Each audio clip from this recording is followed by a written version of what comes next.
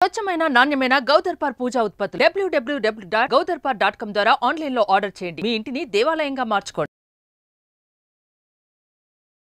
నమస్కారం, welcome to Suman TV. నేను గీతాంజలి. ప్రస్తుతం మనతో పాటు ఇస్కాన్ నుంచి ప్రణవానంద ప్రభుజీ ఉన్నారు. హరే కృష్ణ ప్రభుజీ. హరే కృష్ణ మాతాజీ. మన నిత్య జీవితంలో ఎన్నో రకాల అంశాలు, మరి ముఖ్యంగా కొన్ని తప్పులు తెలిసి చేస్తాం, తెలియక చేస్తాం. తెలియక చేసిన తర్వాత అప్పుడు అనిపిస్తుంది, అయ్యో అప్పుడు తెలియకుండా చేసేసామని మాకే ఒక కన్సర్న్ మా మీద వచ్చేస్తూ ఉంటుందండి. మనుషులుగా కామన్గా ఉంటుంది కదా, సరే తెలియక చేసాం ఏం కాదులే దేవుడా అని అనుకుంటాం. తెలిసి కూడా కొన్ని తప్పులు చేయాల్సి వస్తుంది. పశ్చాత్తాపం ఫీల్ అవుతాం, అక్కడితో వదిలేస్తాం. కానీ ప్రాయశ్చిత్తం దానికి అవసరము అంటారు. మరి ఏంటి ఇలాంటి, అంటే కావాలని తెలిసి చేసిన తప్పులకు కూడా ప్రాయశ్చిత్తం ఉంటుందా, ఎలా ఏంటి? ఏ తప్పు తప్పక చేస్తున్నాము అనేది ఉండదండి. మనకి మీరు అన్నారు కదా పశ్చాత్తాపము అని, సిన్సియర్ రిపెంటెన్స్ అంటారు. Tears of sincere repentance wash away the tendency to commit sin అని అంటారు. పశ్చాత్తాపంతో మనకు వచ్చే కన్నీళ్లు మన పాప ప్రవృత్తిని కడిగేస్తాయి. కానీ అది నిజమైన పశ్చాత్తాపం అండి. నిజమైన పశ్చాత్తాపం అంటే ఏంటో తెలుసా అండి? భగవంతుడా, ఈసారి నాతో ఈ తప్పు జరిగిపోయింది, ఇంకొకసారి నేను ఈ తప్పు చెయ్యను తండ్రి, నాకు ఆ తప్పు చెయ్యకుండా ఉండే ఒక ధైర్యాన్ని, ఒక శక్తిని నువ్వు ప్రసాదించు అని భగవంతుడికి శరణాగతి చేయటం నిజమైన పశ్చాత్తాపం. ఇప్పుడు మీరు ఈ వినే ఉంటారు, every Saint had a past and every sinner has a future అని అంటారు. కాబట్టి ప్రతి ఒక్కళ్ళు, అందుకే కృష్ణుడు భగవద్గీతలో ఒక అద్భుతమైన విషయం చెప్తారు, అపిచేత్సు దురాచారో భజతే మా మనన్యభా సాధురేవ సమంతవ్య అని అంటారు. అంటే ఎంత తప్పు చేసిన వాడైనా సరే పశ్చాత్తాపంతో నన్ను శరణు వేడి, నన్ను శరణాగతి చేసి, స్వామి మళ్ళీ నేను ఇలాంటి తప్పు చేయను, నిన్నే నేను ఆశ్రయిస్తున్నా అని కానీ నమ్ముకొని నా భజన అంటే నా సాధన, నా భక్తి కానీ చేస్తే అటువంటి వ్యక్తిని నేను సాధువుగా భావిస్తాను అని ఆయన అంటున్నారు. ఎటువంటి వ్యక్తి తన తప్పు తెలుసుకొని సంస్కరించుకొని మళ్ళీ చెయ్యకుండా పశ్చాత్తాపడుతూ ప్రాయశ్చిత్తం చేసుకుని తనను ఆరాధించిన వ్యక్తిని నేను సాధువుగా చూస్తాను అని ఆయన అంటున్నారు. కాబట్టి మనకి ఏదో మనం తప్పులు చేసి, నేను తప్పు చేసేదని నన్ను క్షమించు, మళ్ళీ తప్పు చేసి మళ్ళీ నేను తప్పు చేశాను క్షమించు, ప్రతి పండక్కి, ప్రతి వ్రతానికి, ప్రతి నోముకి, ప్రతి పుష్కరానికి, ప్రతి మేళాకి మనం ఇలానే ఉన్నాం అనుకోండి, దేవుడు ఇప్పుడు ఎవరినండి మనం మోసం చేయాలని చూస్తుంది?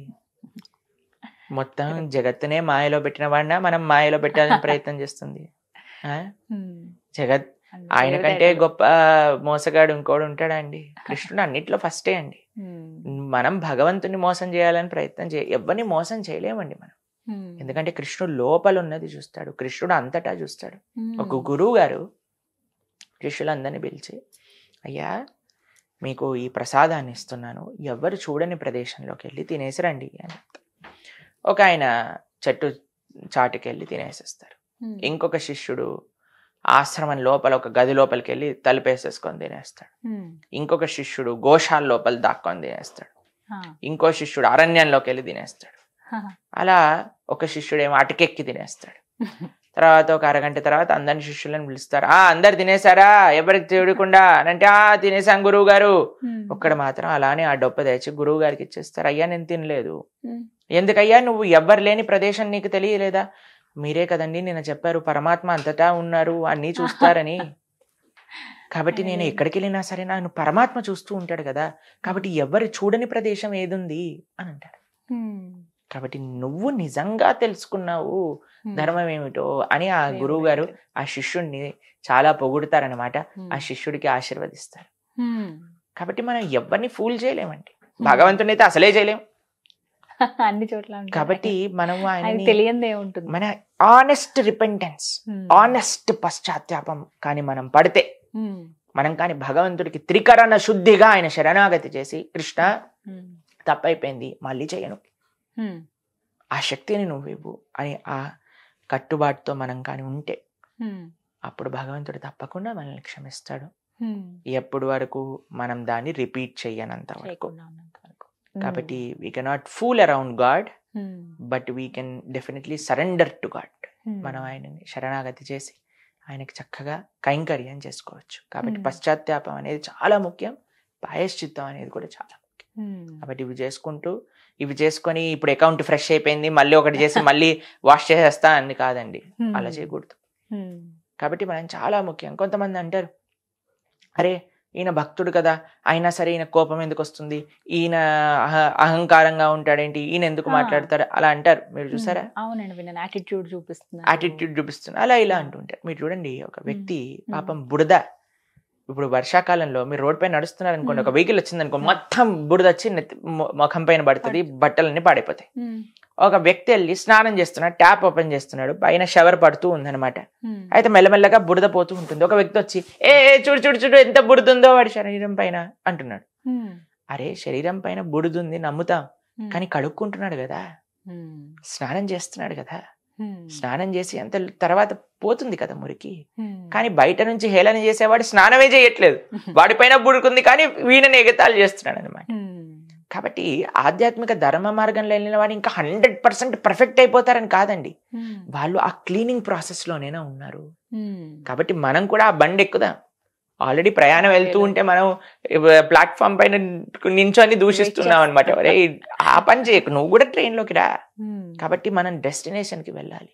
కాబట్టి భక్తి ఈజ్ అ ప్యూరిఫికేటరీ ప్రాసెస్.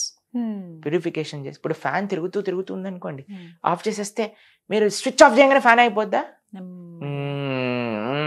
అని మెల్లగా తిరిగి ఆగుద్ది. అలానే మనం కూడా భక్తి చేయటము అని అంటే స్విచ్ ఆఫ్ చేసినట్టు, మన మెటీరియల్ భౌతికమైన కోరికలు మనం చేసే తప్పులకి ఆఫ్ చేసినట్టు.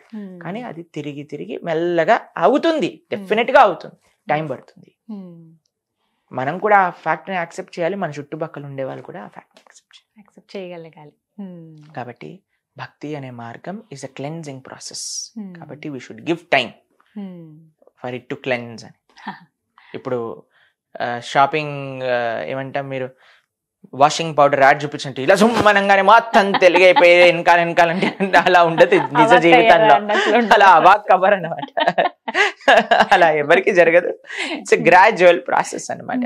ఇప్పుడు మనం బట్టలు ఉతుకుతూ ఉంటే కొద్దిగా మురికి ఎలా అయితే బయటకు వెళ్తుందో, అలా మనం హరినామం చేస్తున్నప్పుడు ఆధ్యాత్మిక సాధన మెల్లమెల్లగా కాబట్టి everything should be organic and natural. అలాగే ఉండాలి. చక్కగా వివరించారు ప్రభుజీ. హరే కృష్ణ. హరే కృష్ణ మాతాజీ. హరే కృష్ణ.